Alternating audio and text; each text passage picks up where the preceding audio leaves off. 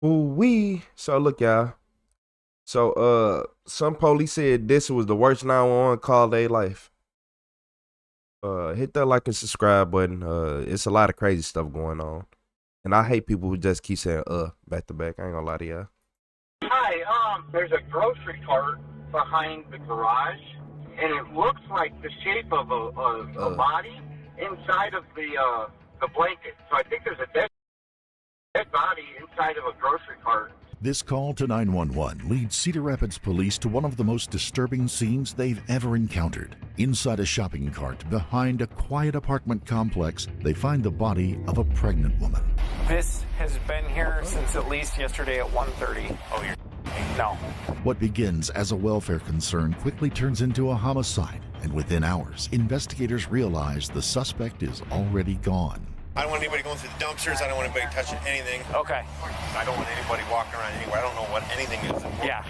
With a killer on the run and the city on edge, this case spirals into one of the most gruesome and far-reaching manhunts Cedar Rapids has ever seen. Cedar Rapids Police Department search warrant, come to the door! It's like bleach and stuff poured all over the carpet. Okay. I'm not gonna go in there. The only thing he told me was she came after him with a butcher knife, and I killed that. We don't know much about Brittany's past, but we do know that she was close to her family and friends. Unfortunately, she suffered from a number of mental and physical disabilities. It's unclear exactly what those disabilities were, but according to her mother, Tempest, she was also a drug user. Brittany had 3 children, ages 2, 4, and 14, but by early 2025, 2 had been taken away by the state and placed in foster care.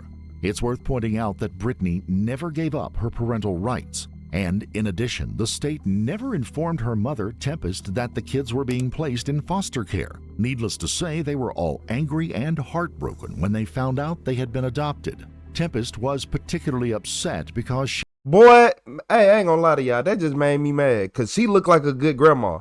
That just made me mad. Like, why? I hate the He state. would have raised her grandchildren herself if she knew what was going on behind the scenes. She also claimed that the state did not have legal authority to do what it did. And to make matters worse, Brittany's already troubled life continued on a downward trajectory. On more than one occasion, she told her mother that she was being drugged against her will, and that she was the victim of and that she feared for her life. We don't know much about these allegations, but Tempest believed that Brittany was actually in serious danger. As such, she begged the authorities to take action on the grounds that she was an at-risk adult, and whoever threatened her might eventually follow through on their threats. By then, the situation was nothing short of dire. But Tempest claimed that the police and social service agencies who would have come to Brittany's aid ignored her and treated her daughter like a throwaway person. Despite her troubled and chaotic life, Brittany adored her kids, her mother, and her close friends. And she was pretty good about staying in contact with everyone even when things weren't going well. Of course, her loved ones worried about her constantly. And as hard as it was to admit, they all suspected that it was a matter of time before something terrible happened. That said, they did not panic or rush to conclusions every time she fell off the radar for a day or two. In fact, it wasn't that uncommon. See, look, I'm not trying to be mean, but it's crazy. Like, from that last picture versus now, just you can just see the drugs in her face. You can just see how, like... And that's exactly what happened on the afternoon of Wednesday, February 26, 2025, when Brittany abruptly stopped answering her phone and returning her friends and family members' text messages. Fast forward 2 days to the morning of Friday, February 28th, when a concerned resident called 911 to report a potentially grisly find behind a garage at an apartment complex in the 2100 block of Westdale Drive Southwest. Emergency. Hi, I was just at, and there's a grocery cart behind the garage, and it looks, there's a blanket or something in there. It's got blood on it, and it looks like the shape of a body inside of the blanket. So I think there's a dead body inside of a grocery cart behind the garages. EMTs were already taping off the scene when Cedar Rapids police officers arrived on the scene at 8:41 a.m. I hate to bother you with this, but Okay. there's a woman walking around here. Okay. EMT. Just, okay, just a second, ma'am. Wait, hold on, yeah. My bad. They said the EMTs was taping off the scene, right? I'd never seen EMTs tape off anything. I'm not gonna lie to y'all. That's how I know this had to be that bad. Very obvious body. Okay. Wrapped in blankets, bloody. Okay. Head's wrapped. Legs are wrapped in this shopping cart. Okay. I'm just gonna put this around both garages for you. So this lady in the blue coat is the one that found it. Okay. She's worried. She knows who it is. Okay. She's not being cooperative as far as giving me information. Yeah. Moments later, they confirmed what the 911 caller had reported just a few minutes earlier. Greg, did you guys look in here? No, I didn't want to touch it. But She thinks it. She's super 1096. So let me just see what we got here. I touched it and it felt. All right. It feels like a body. Like it's hard. She thinks she's scared. Yeah, it does kind of look like it, doesn't it? But just with it being possibly. Yeah. Yeah. No. It's all good. It's all good. It's all good. Yeah, it does look like one, doesn't it? You want a knife or anything? I got a knife if you want to cut it. No, I don't want to cut it yet. Yeah. Get right there. Yep. Just real, I got to get your names, and that's going to call us. We'll tell them we'll be doing. Yeah. They get it. Yeah. That's real quick. Yeah. Unfortunately, I have no information, but Can you? I got other officers. We're so short staffed. yeah. What do you need? Just hang tight. Don't touch anything. Just make sure nobody else. Yep. I'm gonna yell at them. Everything that you see here is how we found it. I'm gonna try and put the grabs on. So. Will do. Yeah. Or female. That here. Well, they are. You got some female. It's a small body. Yeah. Yeah. Yeah. Everything she was saying to Mondo. Apparently, she saw it yesterday. Well, Carter said, "Everyone." That. I'll grab her. Sorry. Greg, can you still hang tight? Sorry, we're pulling the units as much as you can. Her name and Yeah. date and shit. Yeah. So he's got all that. Thank you. Yep. Yeah. Next, the officer talked to the homeless women who found the body and the man who had called 911.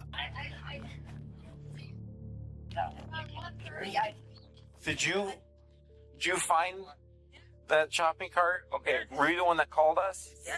Okay. What happened? I don't know. I just walked by the car and I started carrying my bags. So I took the trash out, I took the buggy. Okay. So I was taking the trash out, take the buggy, put my bags in there, right? And then I got all the trash on, it was on top of it. Cover it. It's too heavy. I'm like, oh, hell no, that must be a dead body or something. Okay. So were the garbage bags on top of it? Yes. All of it? So you pulled the garbage bags off? Okay, and then looked at the... Okay. And I touched, so she told me, I came out. I'm the one that called the... Okay. And then I looked at it, grabbed the blanket, and just kind of zipped it up. It felt heavy, frozen, so I just left it. Okay. All right. I just came back, I didn't know if you needed me or... Yeah. Later, another resident said the shopping cart had been there since the previous afternoon. The reason I was flagging you down was because of... You confirmed. You put me on this call, and I'm heading out. Yeah, go ahead. I'm listening. Oh. I'm listening. Sorry. That's right. That lady right there, Yeah. she got evicted, I think, and she's been walking around here. Yeah, she wasn't evicted. She's homeless. She normally She was over there with that old man. she normally mills around downtown, but yeah. Really? Yeah. I don't like it. So did you say you saw that there? That cart was there because the only reason I was over here, because I put cat food out over there, Okay. which I probably shouldn't, but I Sure. do. But I do. Underneath. Yes, and the trees. See, there's Yep. there, and there. I put it where the cart was. The cart was over in the trees more, and I thought, oh, this is in the way of cat food. Okay. My cat pants. Yeah. So I tried pulling it out. I couldn't because it was heavy, and it was Okay. stuck in the mud. And that was yesterday. That was yesterday about 1:30. about. Yes. You know, I don't know if it was before that. I don't drive by here. I mean, I don't go Okay. over here until about 1:30. Okay. So it was about 1:30 yesterday. Did you notice it? Was that the first time you noticed it? Yes. Yes. But you know, I was over here the evening before, because I go over here twice a day. Yep. And like about 5 o'clock, the evening before yesterday, it wasn't there. So it had to be here yesterday. So it was not there. It was not there from on 5 o'clock. Yeah. So today's Friday. So last night at 5. Yeah, last night at 5 it was here. Oh, last night at 5 it was there. a day before it wasn't. Okay, gotcha. So like Wednesday, sometime after Wednesday at 5 p.m. Yes. Did you see anybody around? I didn't see anybody around. No, I would tell you, but I didn't see anybody around because you know, I don't feel safe here, so I'm always looking around. I'm always checking here. Yep. So, no, I did not. A homicide detective arrived on the scene a few minutes later, and almost immediately he noticed distinct shopping cart tracks in the wet ground beside the garage. Right there. I came in through here. Okay. It is a body. I did look at it. Yes. I saw, it looks like a black female. I just saw the tip of the head. I didn't want to manipulate it. The head is in the corner closest to us, like where the Aldi, the tether thing is. Legs are, so it's sitting like this. Okay. It's tape wrapped. Okay. Yeah, I want this. How big do you want me to? Oh, I want that whole side of the building. I don't want him to go over there. I want this whole lot cleared out too. Yep. And then honestly, this one too. I don't want anybody walking around anywhere. I don't know what anything is important yet. This has been here since at least yesterday at 1:30. Oh, you're no. And those garbage bags were on top of it. Right here. You can see this right here. Oh yeah. Yep. So I want. Yep. I want all this locked up. I don't want anybody going through the dumpsters. I don't want anybody touching anything. Okay. Once the area was secured, the body and the shopping cart were loaded into a police van and transported to the station to prevent any evidence from being lost, contaminated, or disturbed. This back on. Oh my God.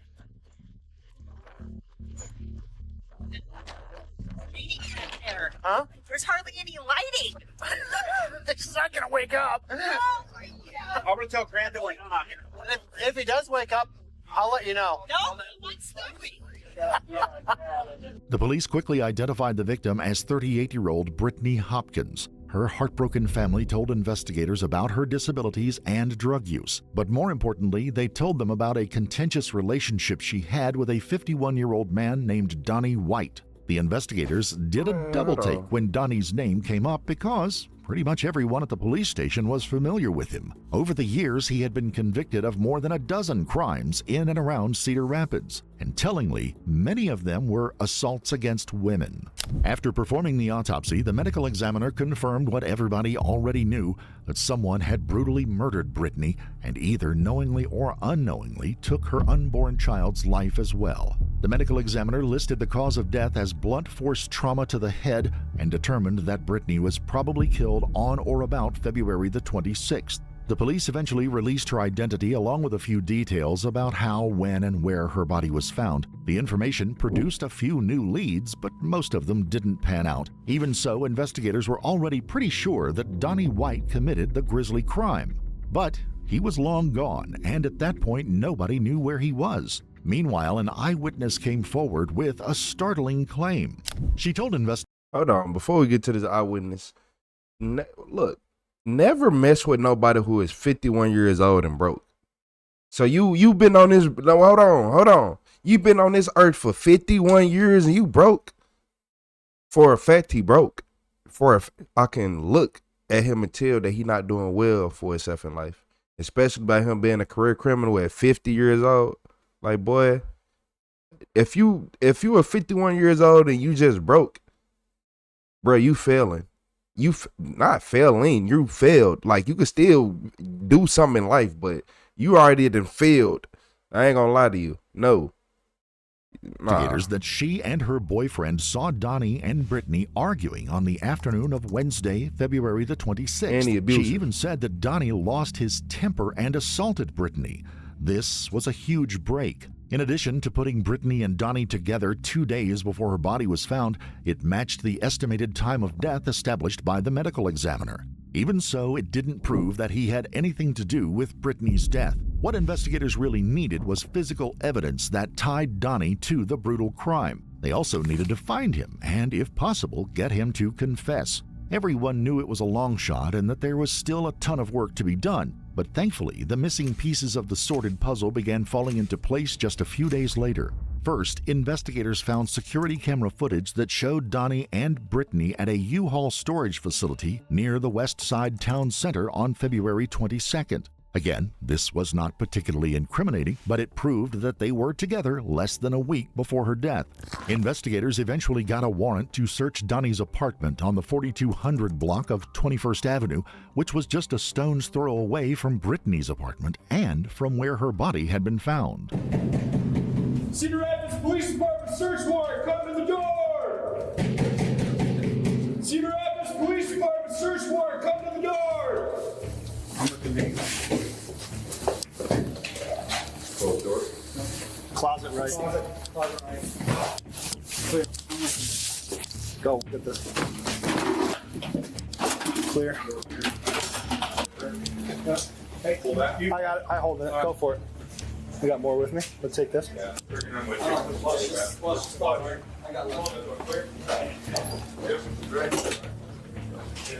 I'm not gonna go in there if we don't have to, but bathroom's clear. There's a closet here, hold on.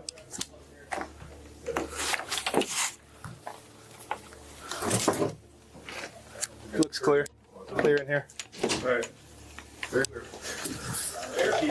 Clear.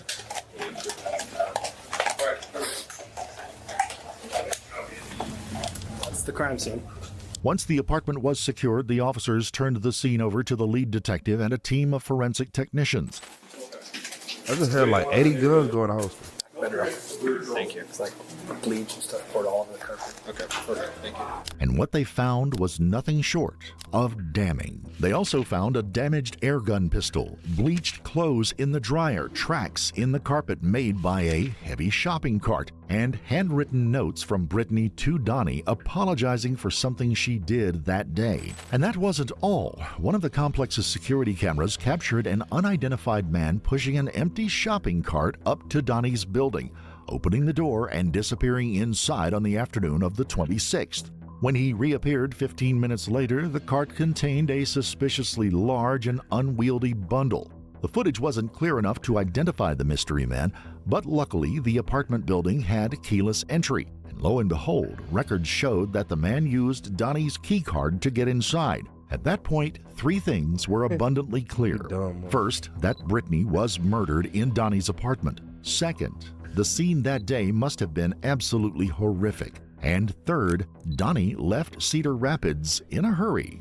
In mid-March, the Cedar Rapids Police Department requested help from the U.S. Marshals to locate and apprehend Donnie. It was unclear how they tracked him down, but when they did, he was more than 1,500 miles, or more than 2,400 kilometers away. At approximately 3 o'clock in the afternoon on March the 19th, U.S. Marshals and officers from the Nevada Violent Offender Task Force cornered Donnie in a residential area on the 2900 block of West Washington Avenue in Las Vegas, Nevada. Luckily, he surrendered without incident. Donnie did not talk much after his arrest, but his family eventually shed some light on the tragic case. He said he had a picture of it, and he said, yeah, I killed her. You know, I'm like, and that's who you knew as Ray Ray? That's who you knew, that photo right there? Yeah, that's it. That's her. That's What was the other pictures that you, is there any other pictures? Because that's the couch and the furniture. That's the apartment, yeah. Okay, this is the apartment. He was showing me the different. Here she is again. What did he say about the push cart? About the What cart? details did he Yeah, God. Oh my God, yeah. Yeah, he did. He said, I put her in a push cart and rolled her out of here. You know, and I'm like, oh my God. And I wouldn't let him send me the picture, but he did send it to And I said, I don't want to see no mess like that. I said, I hope you playing. What did Donnie say he did with the push cart? He didn't say exactly, but he did say it's the Aldi's push cart. Aldi's? Aldi. Yep. Okay. And he put her in there and he pushed her somewhere. He didn't say exactly where. But when I saw the news clipping on my phone, I know it said that her body was found by an apartment building. And I was like, oh my God. So I said, well, he didn't try to hide her. We haven't discussed none of that. The only thing he told me was she came after him with a butcher knife and I killed it. Throughout there, how he did it? We know about the cart. How he disposed her body if she yeah, that's what he did tell me that. He said, I went to Aldi's and got a push cart and I put her in there and I rolled her ass on the way from here. I said, oh my God, for real? And I didn't see the picture of her in the push cart, but he did send that picture to me. I wouldn't let him send it to me. Did he say it was a picture of her in the cart? Did he tell you that it was a picture of her in the cart? A picture of her? Yeah, let's say the body was in the push cart and with some bags on top of it or something. Okay. You know, that's what he told me. You know, he said, yeah, and it is true. And I'm like, oh my God, no. It's unclear why they didn't report the crime, but later investigators questioned Donnie's friend who picked him up near the airport in Las Vegas. So you picked him up March 9th, a few blocks away from the airport.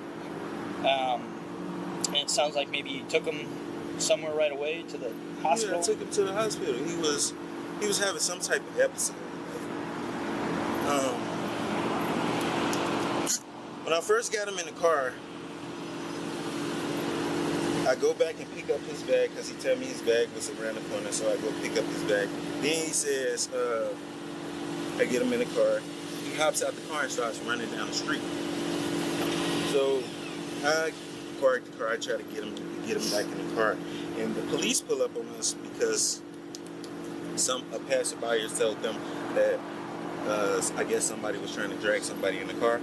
So when the police pulled up, they questioned us and everything, and he said he was okay and all of that, and they let us go. So I was on my way to take him to the shelter.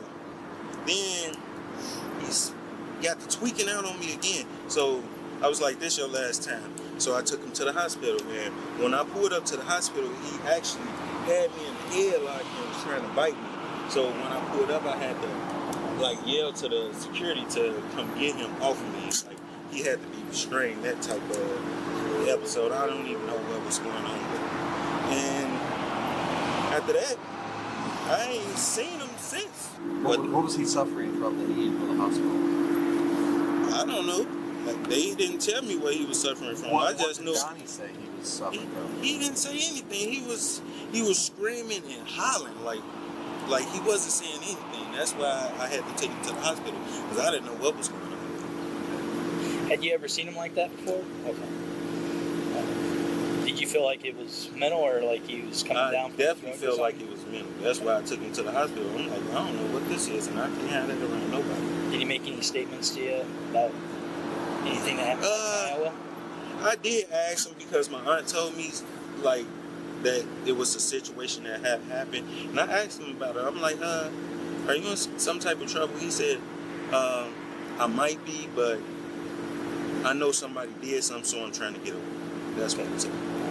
I just really hope he's not the person who did it, but he got arrested for listen, I read it. He got arrested for a brutal murder. I read it.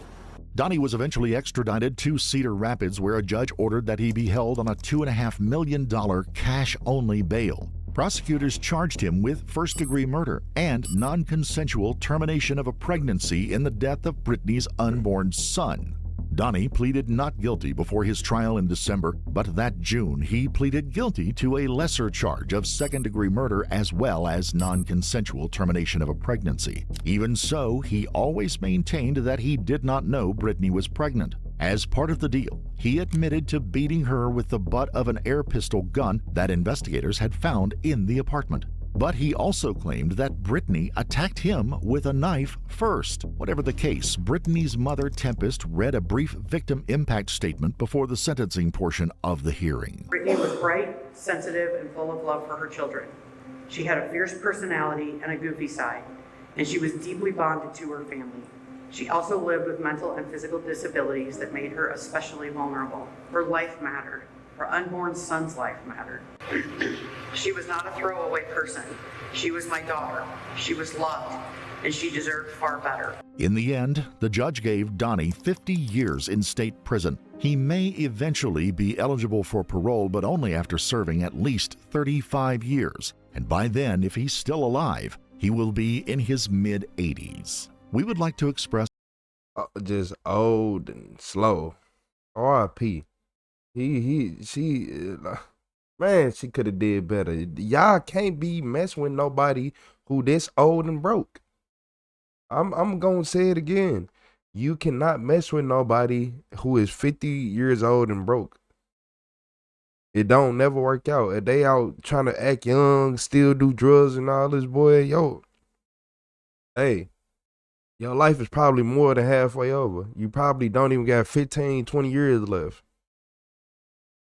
That's why I be just watching. All these videos just be, why? Like, just why? And if people actually knew better, that's why you got to teach your kids to know better at a younger age.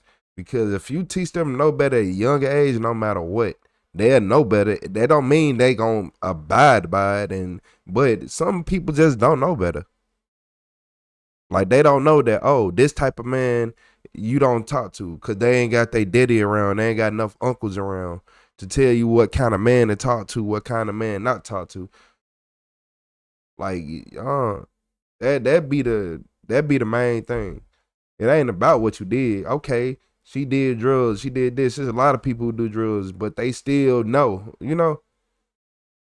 They still know, like, oh yeah, I might do this, but I'm only gonna be around these people, hang with these people. He's one of them abusive, mad, going to jail. He was, you bald head, you mad, you always in jail. What, like, I ain't gonna even lie, it was only a matter of time. It was only a matter of time. Like, just bums. Y'all females gotta stop messing with these bums. Cause y'all, like, whole time, y'all got the ability to go right and do whatever you want. She didn't have to be in them streets. She didn't have to live with him. And that's facts. She just wanted to be grown on her own, which I understand. But if you had more males around you at an earlier age, you would have knew, oh yeah, I might want to be grown on my own, but I'll never be around this. There's levels to it. There's levels to everything in life. Yeah, he over here being poor and mad. Like, bro, you a bald head. You bald head, can't get no hair. You got no money, no beard. You ain't even, come on. Everybody I know that's ever been bald head with no money, can't grow a beard, and all them back to back, I ain't gonna even tell y'all. Because I promise y'all, this is not uncommon. Just a loser in life, man. We still got more left, though. R.I.P. to her, man. The baby. Shit. Yeah, fuck this nigga. He can go ahead and just stay where he at. He look good in orange. I told y'all I be looking dumb as hell in regular clothes, but look good in them jail outfits.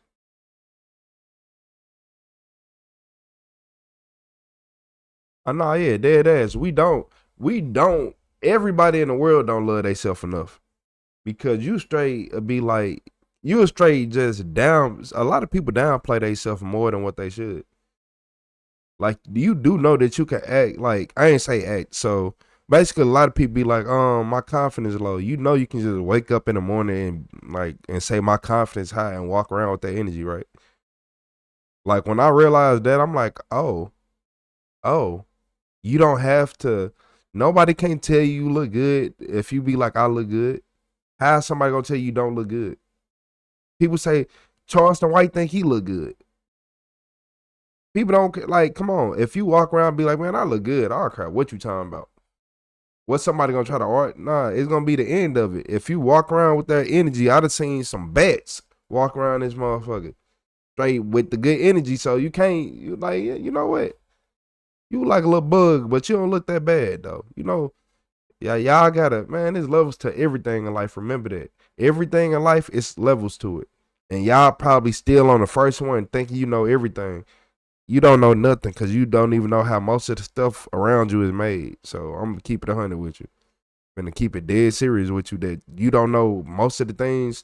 That phone, you don't know how to make a phone. You don't know how to motherfucking make electricity. You don't know how to do most of the things, and you don't know how to make this TV in front of you. A lot of people can't do most of that thing, like most of none of that. Oh yeah, talking and thinking is your reality, and your mind is everything. That's why. Look, so who was really winning? A rich person who always going through depression, a homeless person, they might even be out their mind, but they happy every day.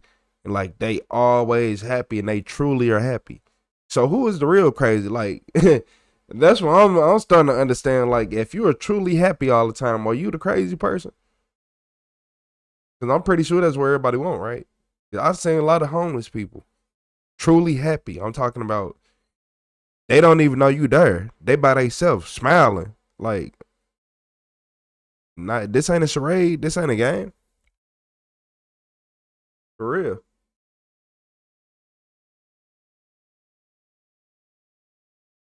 It's just like it's whatever you do in life.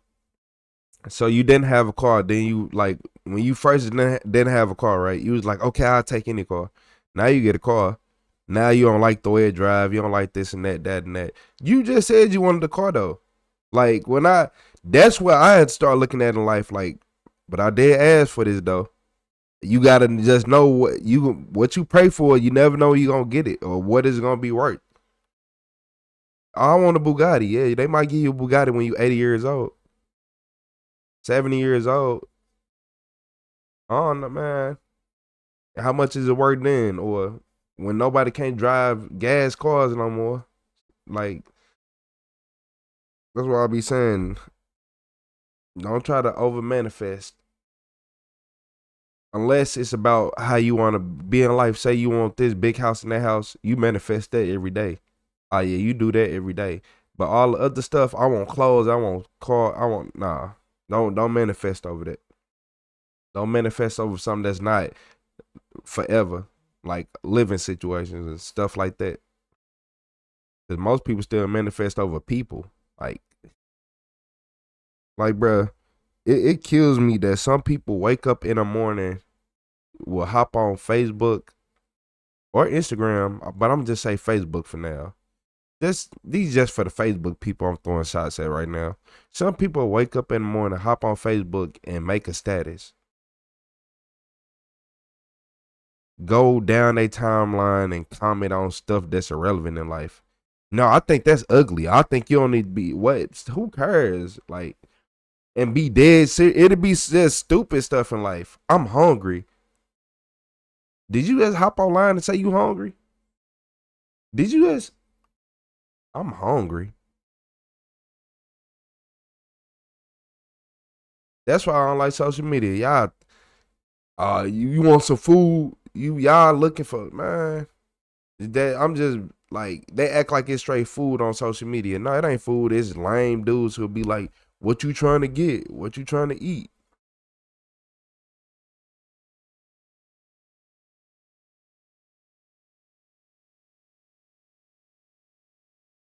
Brian Bates Jr. You said I'm ill. Ill.